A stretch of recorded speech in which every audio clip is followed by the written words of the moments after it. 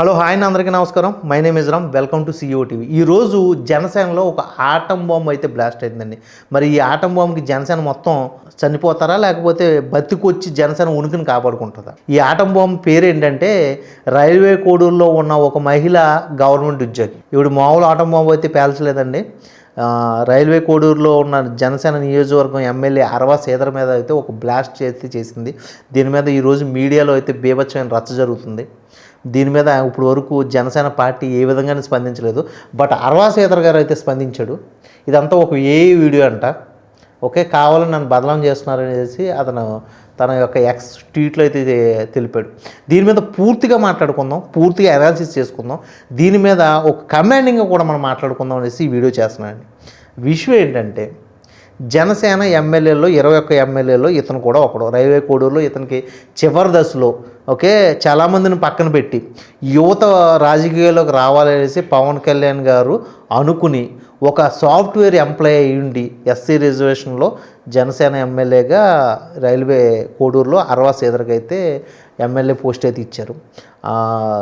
వైఎస్ఆర్సీపీ మీద వ్యతిరేకతతో ఆ టైంలో 21 ఎమ్మెల్యేలు నగ్గడంలో ఇతను కూడా ముఖ్య పాత్రధారుడు. ఇతను కూడా అలాగే నగ్గిన తర్వాత నుండి ఇతను మరి జనాలకి ఏ విధమైన సేవ చేస్తున్నాడో, లేకపోతే జనాల గురించి ఏ విధమైన బాధ్యత తీసుకున్నాడో తెలియదు. కానండి, ఒక అమ్మాయి బాధ్యత అయితే బాగా ఎక్కువగా తీసుకున్నాడంట. ఆ అమ్మాయి ఎవరంటే, రైల్వే కోడూరులో ఉన్న ఒక ఎంప్లాయ్, అంటే గవర్నమెంట్ ఎంప్లాయ్. అమ్మాయి పేరు ఇంకా బయటకు తెలపలేదు. ఆ బాధ్యత తీసుకుని ఆ అమ్మాయికి 5 సార్లు పాపం ప్రెగ్నెంట్ చేశాడంట. ఆ ప్రెగ్నెంట్ చేయడం వల్ల పాపం ఆ అమ్మాయి ఆ ప్రెగ్నెంట్ నుంచి బయటకు రావలేక సతమతం అయిపోతూ, ఓ పక్కన కొడుకుని కాపాడుకోలేక, ఓ పక్కన జనసేన ఎమ్మెల్యే గారికి రోజు ఊడిగం చేయలేక పడగదిలో అమ్మాయి బయటకు వచ్చి ఈరోజు ఎక్స్లో లేకపోతే సాక్షి మీడియాకి అయితే ఆ వీడియోలన్నీ రిలీజ్ చేసింది. దాంతో ఈ సాక్షి మీడియా ఎక్స్లో జనసేన పార్టీని ట్యాగ్ చేస్తూ వీడియోలన్నీ రిలీజ్ చేస్తూ ఒక పోస్ట్ అయితే రిలీజ్ చేసింది. దాని మీద ఈరోజు మీడియా అంతా కూడా రచ్చరచ్చగా అయిపోయింది. దాని మీద ఆ అమ్మాయి మాట్లాడుతున్న విధానం చూస్తే నేను ఆశ్చర్యపోయాను. దీని మీద జనసేన ఎమ్మెల్యే గారు మాట్లాడిన విధానం చూస్తే నాకు మైండ్ చెదిరిపోయింది. మరి ఏం ఆలోచించుకుని జనసేన పార్టీ ఇతనికి సీట్ ఇచ్చిందో తెలియదు, ఏం చూసి సీట్ ఇచ్చిందో తెలియదు. ఇంతకుముందు సేవా కార్యక్రమాలు ఏ విధంగా ఉంటే బాగున్నాడు అని మరి సీట్ ఇచ్చిందో తెలియదు. వాళ్ళ ఫాదర్ని చూసి ఇచ్చారేమో, ఎందుకంటే గతంలో వాళ్ళ ఫాదర్ జడ్పీటీసీగా చేసినట్టు గుర్తు నాకు. మరి అతన్ని ఏమైనా ఆలోచన పరిధిలోకి తీసుకున్న సీట్ ఇచ్చారేమో. మరి ఈ వ్యక్తి అయితే ఆల్రెడీ పెళ్ళైన వ్యక్తి, నాకు తెలిసి 40 ఇయర్స్ దాటే ఉంటాయి అతనికి. అటువంటి వ్యక్తి సాఫ్ట్వేర్ ఇంజనీర్గా పనిచేసి ఒక ఎడ్యుకేటెడ్ ఒక మహిళ పట్ల ఇంత అనుచితంగా, ఇంత క్రూరత్వంగా అతను బిహేవ్ చేసిన విధానం అయితే మాత్రం ఇది సమంజసం కాదు.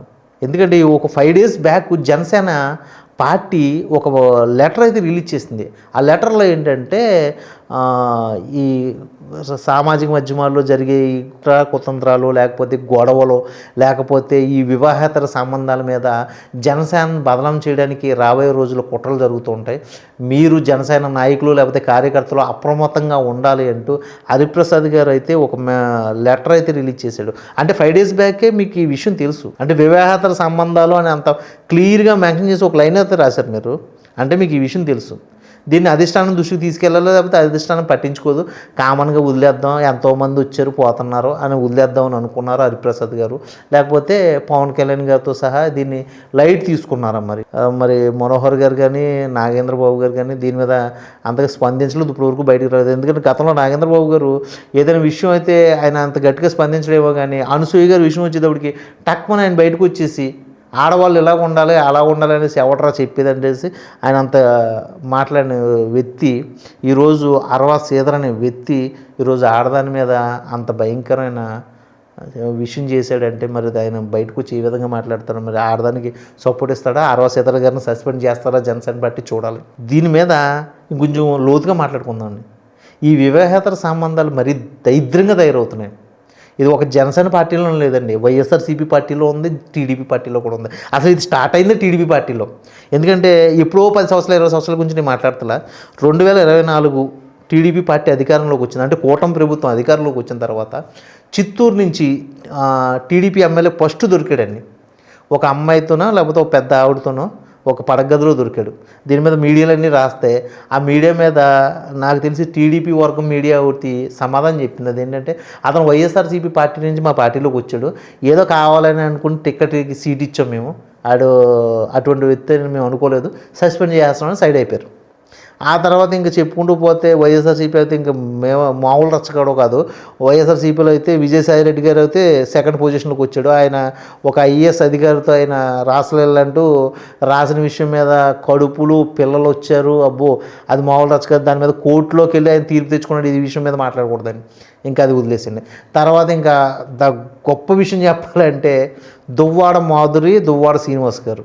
ఇంక వీళ్ళ గురించి చెప్పక్కర్ల అవసరం లేదు. వాళ్ళు చేసేది ఏదో పుణ్యకార్యం అన్నట్టుగానే ఈరోజు మీడియాలో వాళ్ళు రోజు రెగ్యులర్గా ఒక వీడియో బయట అయితే రిలీజ్ చేస్తున్నారు. ఇంకా దాని గురించి అయితే అంటే ఏంటంటే మేము చేసేది చాలా మంచి పని, అంటే వివాహేతర సంబంధాలు పెట్టుకోవడం అనేది ఒక గొప్ప ఉన్నతమైన రాజకీయం అన్నట్టుగా ఇది టోటల్గా రాజకీయ వ్యవస్థను మారుస్తున్నారు. సేవ, స్వచ్ఛంద సేవ కార్యక్రమాలు పక్కన పెట్టి ఇవే మెయిన్ డిబేట్ అండ్ టాపిక్ అని, లేకపోతే ఇదే రాజకీయం అన్నట్టుగా, ఇదే ప్రజాసేవ అన్నట్టుగా వాళ్ళు చేస్తున్నారు. ఇక జనసేనలోకి వచ్చేటప్పటికి నాకు తెలిసి 1.5 year 1 year బ్యాక్ ఈ కిరణ్ రాయల్ గారు, అతను తిరుపతికి సంబంధించిన వ్యక్తి, ఆ వీడియోలు బయటకు వచ్చినప్పుడు అతను కూడా ఇలాగే మాట్లాడాడు. ఇక ఈ రోజుకు వస్తే ఈరోజు రైల్వే కోడూరులో ఇదిగో ఈ అరవా శ్రీధర్ గారు, ఈ ఎంప్లాయ్, మరి గవర్నమెంట్ ఎంప్లాయ్ అంటే ఇవి. ఓకే, ఇది మరి రాబోయే రోజుల్లో ఇది కామన్ చేసేస్తారేమో. మరి వివాహేతర సంబంధాలు అనేవి ప్రజల్లో ఒక నార్మాలిటీ, అంటే ఇది ఒక రోజు బీపీ షుగర్ లాగా నార్మల్ అయిపోయినాయి కదా ఇప్పుడు. బీపీ షుగర్లు అంటే ప్రతి ఒడికి వచ్చినట్టుగా, అలాగే ఇది కూడా ఒక కామన్ అనే వ్యక్తిత్వం తీసుకొస్తారేమో. మరి రాజకీయ వ్యవస్థలో మీరు ఎవరికి సేవ చేస్తున్నారో తెలియదు, ఎవరికి బాధ్యత వహిస్తున్నారో తెలియదు, ప్రజాసేవ అనేది ఏంటో తెలియదు, లేకపోతే ఈ రాష్ట్ర పరిస్థితి ఏంటి, రాష్ట్ర బడ్జెట్, లేకపోతే రాష్ట్రం యొక్క తర్వాత భవిష్యత్తు ఏంటి, ఇటువంటి విషయాల గురించి అయితే మాత్రం మరి ఆ చంద్రబాబు నాయుడు గారు కష్టపడుతున్నాడో, లేకపోతే పవన్ కళ్యాణ్ కష్టపడుతున్నారో, లేకపోతే నారా లోకేష్ గారు కష్టపడుతున్నారో, దావుస్కి వాళ్ళు నానా రకాలుగా పాటుపడుతున్నారో, ఇంకా అది వాళ్ళని పక్కనే పెడితే వీళ్ళైతే వీళ్ళు బదనాం చేయడానికి రెడీగా ఉన్నారు. ఇంక ఇది ఏ తారాస్థాయికి వెళ్తుందంటే ఇదిగో ఇలాంటి తారాస్థాయికి వెళ్తుంది. ఇక దీంట్లో లోతుగా ఆలోచిస్తే ఈ రైల్వే కోడూరులో ఇప్పుడు ఈ మహిళ మాట్లాడిన వీడియోని అయితే తీసుకుందామండి. ఆవిడ మాట్లాడిన వీడియో అయితే ఒకసారి ప్లే చేస్తాను, మా యూనిట్ ప్లే చేసిన తర్వాత నేను చెప్పాలనుకున్న అనాలిసిస్ ఒకసారి చెప్తానండి. అందరికీ నమస్కారం.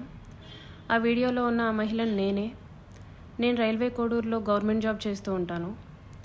గత సంవత్సరంన్నర ముందు జూన్ 14, 2024లో రైల్వే కోడూరు ఎమ్మెల్యే అయిన అరవా శ్రీధర్ గారికి నేను కంగ్రాచ్యులేషన్స్ చెప్దామని చెప్పేసి ఫేస్బుక్ ద్వారా మెసేజ్ చేయడం జరిగింది.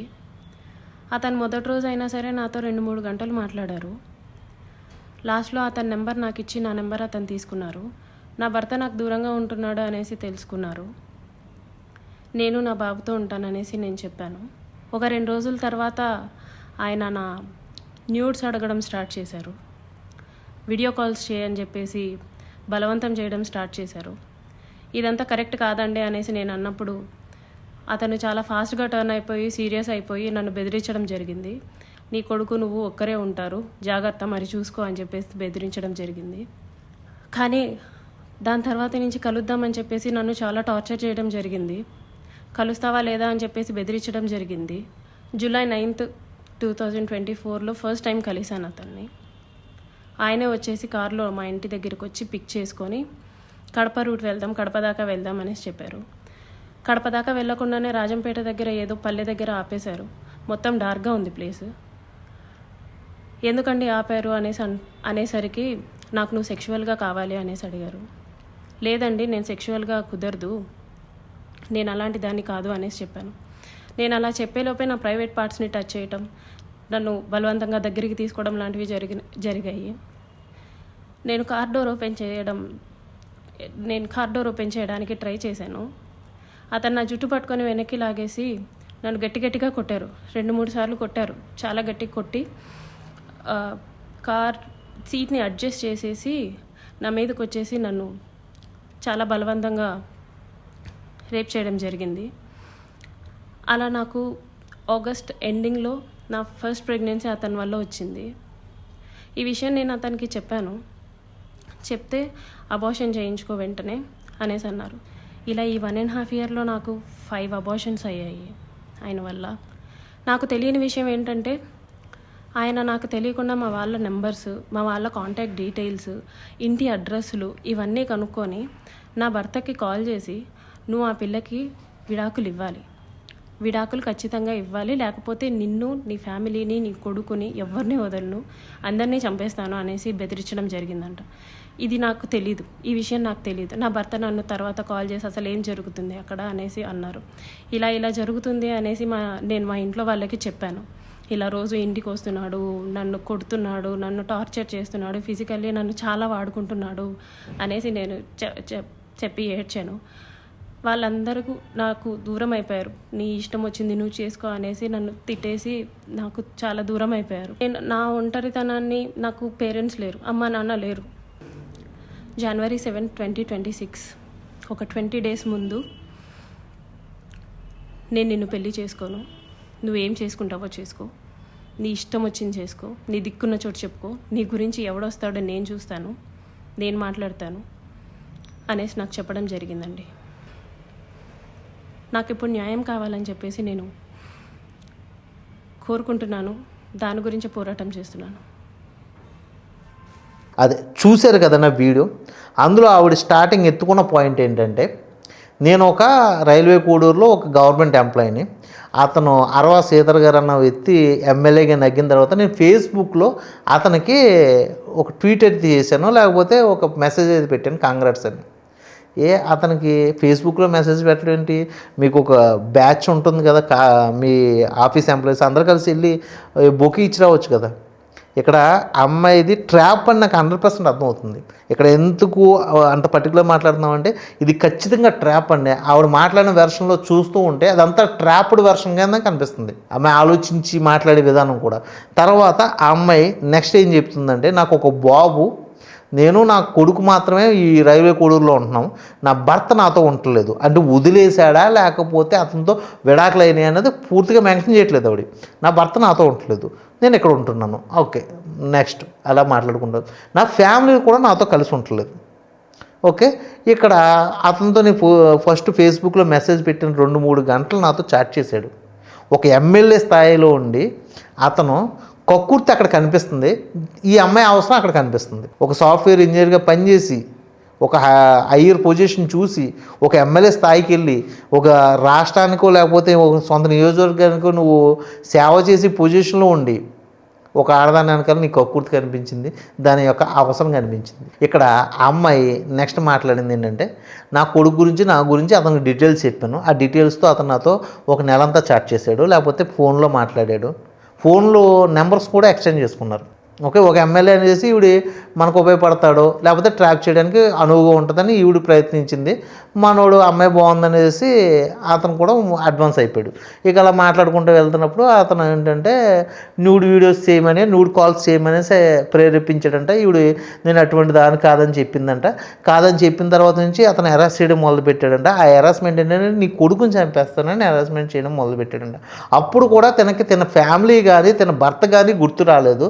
తనకి ఒక ఎడ్యుకేటెడ్ పర్సన్ని, లేకపోతే నా చుట్టూ ఎంతమంది వ్యవస్థ ఉంది, మీడియా ఉంది, లేకపోతే పోలీసులు ఉన్నారు, లేకపోతే ఈ ఇండియన్ గవర్నమెంట్ ఉందనేది గుర్తు రాలేదు ఆవిడకి.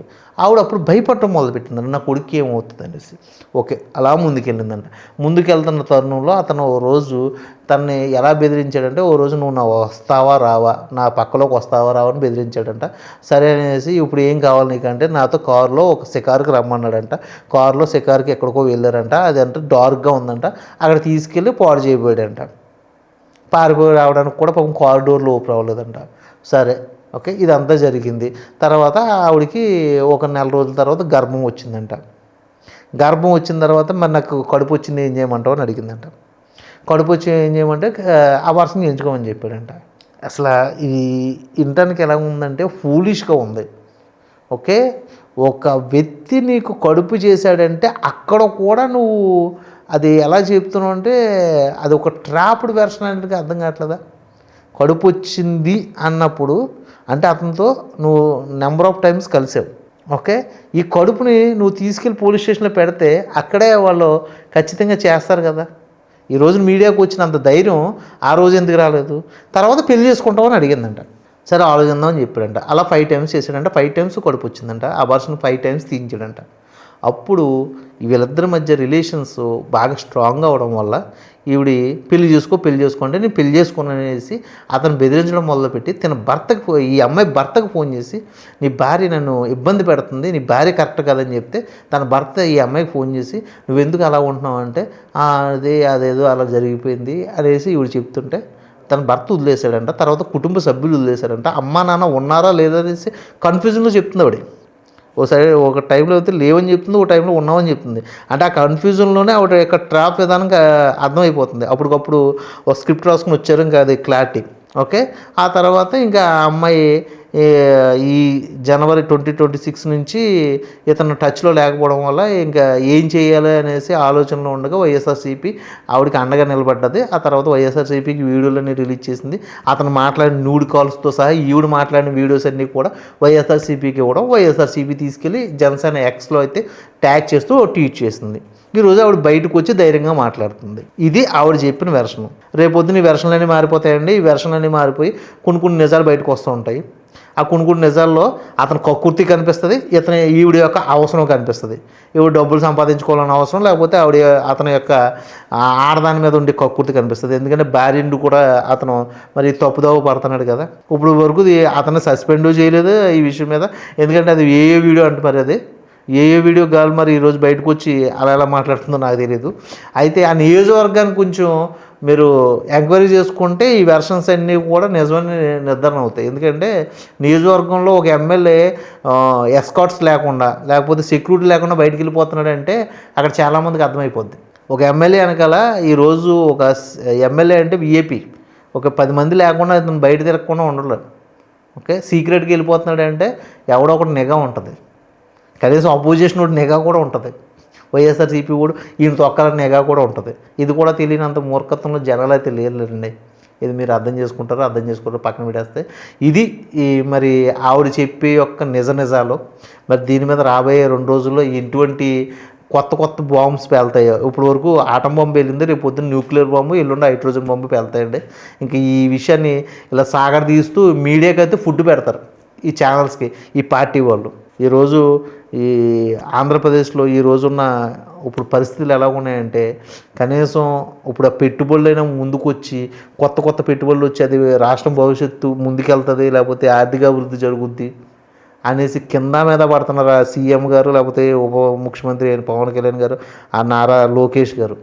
ఇదిగో వీళ్ళేమో దాన్ని ఎప్పటికప్పుడు కిందకి లాగుతున్నారు. ఒకళ్ళేమో ఎక్స్ట్రాషన్ అని, ఒకళ్ళేమో గర్ల్స్ ప్రాబ్లమ్స్ అని, ఒకళ్ళేమో ఇంకో పంచాయతీ అని, ఇంకొకరు రౌడీ రాజకీయాలని, ఒకళ్ళు కోడి పందాలు, ఒకళ్ళేమో రికార్డింగ్ డ్యాన్సులు. ఫస్ట్ ఆఫ్ ఆల్ అమ్మాయి ట్రాప్ అని అర్థమైపోతుంది. అమ్మాయి ట్రాప్ని పక్కన పెట్టేస్తే అరవా శ్రీధర్ గారు దీని మీద పూర్తిగా బాధ్యత వహించి అతనైతే మాత్రం సస్పెండ్ అయినా అవ్వండి, లేకపోతే రిజైన్ ఇచ్చి పక్క తప్పుని ఇంకొకటికైనా అవకాశం ఇవ్వండి. దానివల్ల ఏముందని పార్టీ పరువు కాపాడినట్టు అవుతుంది. అలాగే జనసేన ఎమ్మెల్యే గారు దీని మీద కొంచెం అలాగే జనసేన పవన్ కళ్యాణ్ గారు, పార్టీ అధినేత పవన్ కళ్యాణ్ గారు కానీ, లేకపోతే ఆ పార్టీకి ప్రెస్ అధినేత హరిప్రసాద్ గారు కానీ దీని మీద కొంచెం వివరణిస్తూ ఈ మ్యాటర్ ఎక్కడితో క్లోజ్ చేస్తే బాగుంటుందని నా యొక్క వ్యక్తిగత అభిప్రాయం, లేకపోతే ఈ ఛానల్ ద్వారా మేము చెప్పాలనుకున్న విషయం అండి. ఇదండి ఈరోజు జనసేనలో ఉన్న ఆటం బాంబు. ఈ వీడియో కనుక మీకు నచ్చినట్లయితే ప్లీజ్ లైక్ చేయండి, షేర్ చేయండి, మీ ఫ్రెండ్స్కి ఫార్వర్డ్ చేయండి. ఇటువంటి ఇంప్రూవ్మేటివ్ వీడియోస్ మీకు కావాలి అనుకుంటే ప్లీజ్ మా ఛానల్ సబ్స్క్రైబ్ చేయండి. జై హింద్ రామ్.